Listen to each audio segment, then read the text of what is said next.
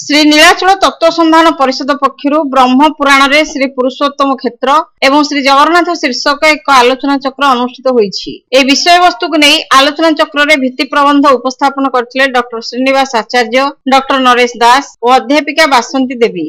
आलोचक माने निजर अभिव्यक्ति प्रकाश करी कहिथिले जे ब्रह्म पुराण हेउछि अष्टादश महापुराण मध्य प्रथम पुराण।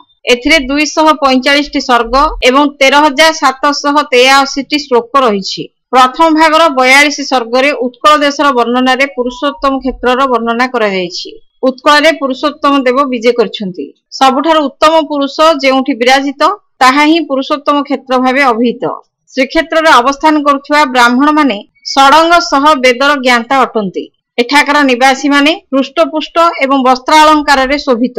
महिला माने शुभ लक्षणा एवं गांधर्व कला प्रवीणा। श्रीक्षेत्र रे विद्यमान चतुर्धा मूर्ति मध्यरु बलभद्रंक प्रतिमा शुक्लवर्ण नीलांबर गदा और मुसलधारी। द्वितीयटी नीलमेघ श्याम शंख चक्रधारी जगन्नाथଙ୍କ प्रतिमा। तृतीयटी स्वर्णभा पीतवर्णा रत्नमंडिता सुभद्राଙ୍କ प्रतिमा। शास्त्रोक्त विधि रे राजा इंद्रद्युम्न चतुर्धा मूर्ति प्रतिष्ठा करथिले। इंद्रद्युम्नଙ୍କ प्रार्थना अनुसार श्रीक्षेत्र रे रथयात्रा होई आसुछि। श्रीक्षेत्र रे पंचतीर्थ और 12 यात्रार महात्म्य रहिछि। एही आलोचना चक्र रे अन्यतम आलोचक भावे डॉक्टर नृसिंह चरण साहू, डॉक्टर भास्कर मिश्र, डॉक्टर शरद कुमार साहू, डॉक्टर कादम्बिनी दास, पूर्णचंद्र दास, सत्यनारायण मिश्र, पूर्णचंद्र गोछिकार, अनामचंद्र साहू, दासरथी महापात्र, गोपीनाथ शतपथी, अशोक आढ्य, रंजिता महापात्र, नकुलचरण स्वाई, डॉक्टर देवराज प्रधान और मनमोहन पृष्टि योगदान करथिले।